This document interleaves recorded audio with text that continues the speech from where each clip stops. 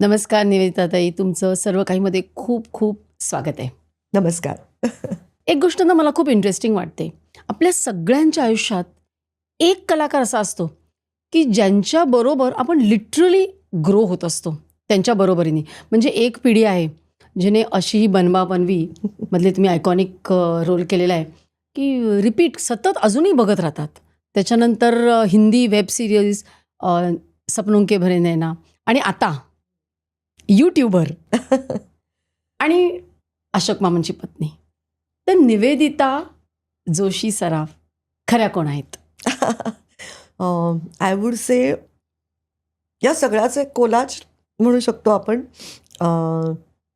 सर्वप्रथम जर मला विचारलं तर सर्वप्रथम मी म्हणेन मी एक आई आहे सर्वप्रथम दॅट. हो, म्हणजे या सगळ्यांपेक्षा वेगळा रोल म्हणजे आई आहे. या बरोबर. हां. नॅचरली आय थिंक ते सगळ्या इट इज अबाव एव्हरीथिंग. बरोबर आहे. आई असणं हे. आणि कारण मी येस करिअर केलं, सगळं केलं, लग्न झाल्यावरती माझं मूल झाल्यावरती मी जवळजवळ 14 वर्ष सगळ्यातनं गॅप घेतली. 14 वर्ष मी काम नाही केलं. 14 वर्ष. 14 वर्ष म्हणजे माझा शेवटचा मराठीतला सिनेमा होता माझा चकुला.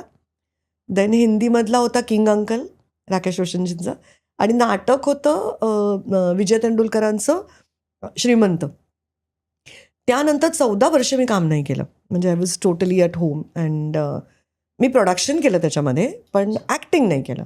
आणि ॲक्टिंग मी 14 वर्षांनी केलं ते तुझ्या माझ्यात नावाच्या एका नाटकापासून मी परत सुरुवात केली काम करायला. आणि हे प्रोफेशन इतकं अमेझिंग आहे, इतकं अप्रतिम आहे की मला असं वाटतं इतक्या छान रीतीने मला परत माझ्या या व्यवसायाने सामावून घेतलं. आणि इतके छान सुंदर कॅरेक्टर्स आणि रोल्स आणि इतक्या चांगल्या कलाकृती मला या माझ्या पुढच्या जर्नीमध्ये पण करायला मिळाला. त्याच्यासाठी मी सर्वात एकतर आभारी आहे. एक म्हणजे माझे गुरु अक्कलकोट स्वामी महाराज. कारण मला असं वाटतं आपण म्हणतो मी हे करते, पण हे तुम्ही करत नसता. त्याच्यात दैवी शक्ती खूप मोठं त्याच्यामध्ये त्याचं योगदान आहे. आणि त्याचबरोबर मी जेव्हा काम करत नव्हते ना तेव्हा माझ्यापेक्षा जास्त त्रास माझ्या आईला व्हायचा. तिला असं वाटायचं की तेवढं सगळं म्हणजे ऑब्व्हियसली प्रत्येक आईला आपलं मूल खूप टॅलेंटेड वाटतंच, तशी तिला मी खूप नॅचरली टॅलेंटेड वाटायचं. आणि मी तू कर काम कर असं तिला वाटायचं. आणि my mother is no more. So मला असं वाटतं कुठेतरी ना त्या तिथून तिचे आशीर्वाद खूप आहेत की एकदम सडनली 14 वर्ष तुम्ही कट ऑफ करून परत तुम्ही सुरू करून ज्या पोझिशनला मी आहे ना ह्याच्यामध्ये मला असं वाटतं माझं श्रेय नाही आहे हे माझ्या गुरूंचं श्रेय आहे, ज्यांनी मला ती अपॉर्च्युनिटी दिली. आणि माझ्या आईचे आशीर्वाद आहेत कम्प्लिटली त्याच्यामध्ये. आणि माझ्या पाठीमागे जेवढ्या स्ट्रॉंगली माझे पती उभे असतात नेहमीच सगळ्या बाबतीत. सो यु नो आपण म्हणतो तसं पूर्वापार चालत असेल. एक तर तुमचं नशीब जे तुम्ही घेऊन जन्माला आलेले असता, दैवी शक्ती जे कोण गुरु तुम्ही मानता त्यांचं तुम्ही ज्या रीतीने स्मरण करता आणि ज्या रीतीने तुम्ही त्यांना फॉलो करता, वाडवडिलांचे आशीर्वाद आपल्याकडे नेहमी म्हटलेलं आहे, त्यांचा पण खूप मोठा सहभाग असतो तुमच्या या जर्नीमध्ये.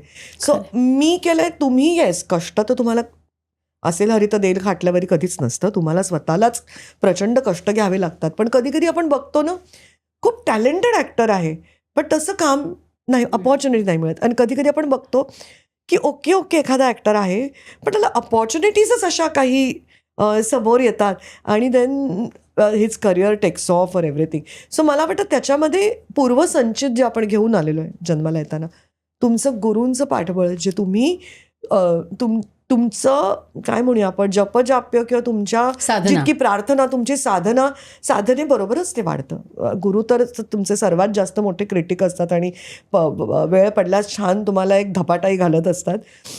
आणि वाडवडिलांचं आणि तुमच्या पूर्वजांची जी काही पुण्याई असते, माझ्या बाबतीत मी म्हणा आईचे खूपच आशीर्वाद आहेत.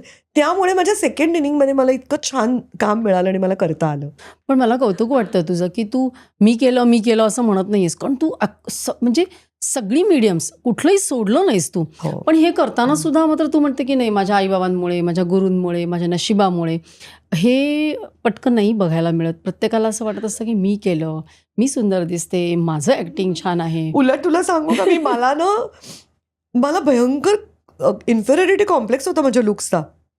काय सांगते? हो.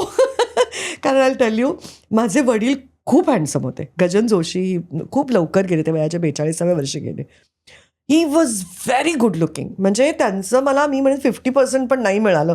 अप्रतिम स्किन, असे अंघोळ करून झाले असं की इतके गोरे गोरे पान आणि नॅचरल पिंक त्यांचे केस असे they were 2-3 colours in his hair I can say. Naturally brown केस होते त्यांचे आणि इतकं छान फीचर्स होते. आणि माझी मोठी बहीण पण खूप छान होती दिसायला, आहे म्हणजे अजून. आणि खूप हुशार. आम्ही आता नंतर आधी कमळाबाईमध्ये होतो गिरगावमधला, मग नंतर दादरच्या किंग जॉर्जमध्ये दोघी एकत्र असल्यावरती मला सगळ्या बाई म्हणायच्या, "खो तू मिनल जोशीची बहीण ना, आणि असे कसे तुला मार्क मिळतात?" So I always was in that of my Elder sister and my father. आणि मला असं वाटायचं नेहमी की मी नाही त्यांच्या इतकी छान दिसत. बरं, माझ्या मावस बहिणी, मामे बहिणी पण, आई माझी सिकेपी आणि वडील ब्राह्मण, कोकणस्थ, तर सिकेपी लोकांमध्ये पण ते गोरेपणाचं जरा एक खूप असं ना, गोरं गोरं. आणि मी तेवढी गोरी नव्हते कधीच, ह्या सगळ्या माझ्यापेक्षा जास्त गोऱ्या होत्या. सो मला असं ना थोडंसं माझ्या लुक्सबद्दल खूप इन्फिरियरिटी कॉम्प्लेक्स होता आधी.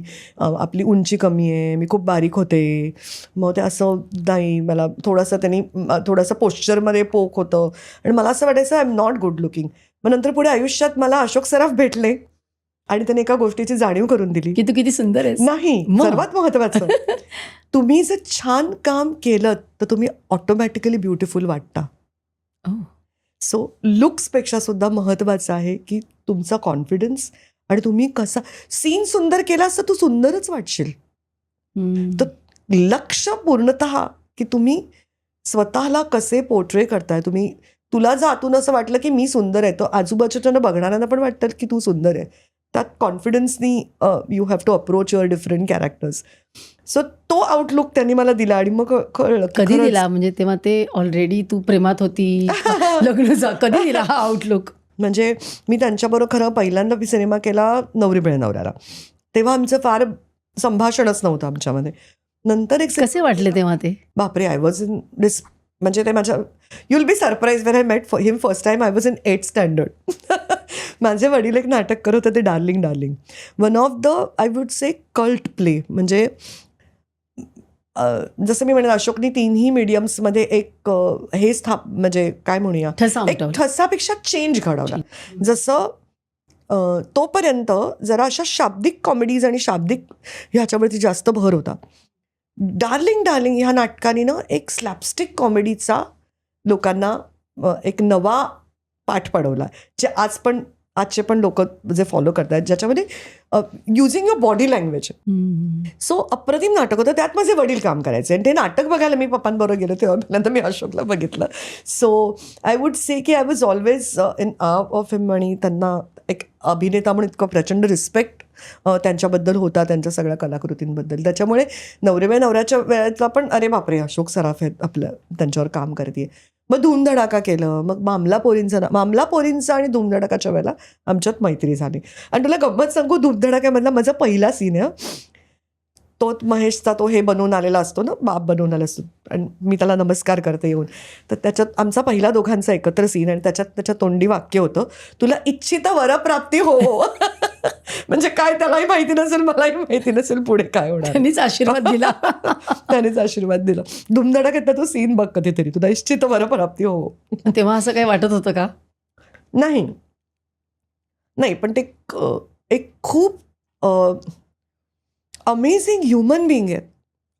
ॲक्टर तर आहेच, पण त्याच्याबरोबर एक विलक्षण माणूस आहे ह्याची भावना नक्की होती. म्हणजे कारण कसं असतं ना, काही माणसं श्रीमंत असतात, काही माणसं फेमस असतात, काही माणसं हुशार असतात, वेगवेगळे असतात. दे आर व्हेरी फ्यू जे ना प्रचंड प्रामाणिक असतात. आणि दुसऱ्याशी नुसतं प्रामाणिक असणं नाही, तर बिईंग ऑनेस्ट विथ वनसेल्फ, स्वतःशी प्रामाणिक असणं. कारण सरते शेवटी ना, मी तुला फसवू शकते, तुझ्यासमोर मी पोच करू शकते, मी अशी आहे तशी आहे, पण मी स्वतःला नाही फसवू शकत, मी स्वतः पुढे नाही पोच करू शकत. तिकडे मी सर्वात खरी असते. आणि ही इज लाईक दॅट. ते मी बघितलं, किंवा ज्या रीतीने ते स्वतःबरोबर लोकांना घेऊन जाण्याची त्यांची कपॅसिटी आहे, ते मी बघितलं. That's what made me fall in love with हिम.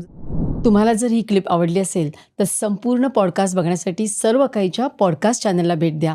आणि हो, सर्व काहीच्या क्लिप्स चॅनलला सबस्क्राईब करायला विसरू नका.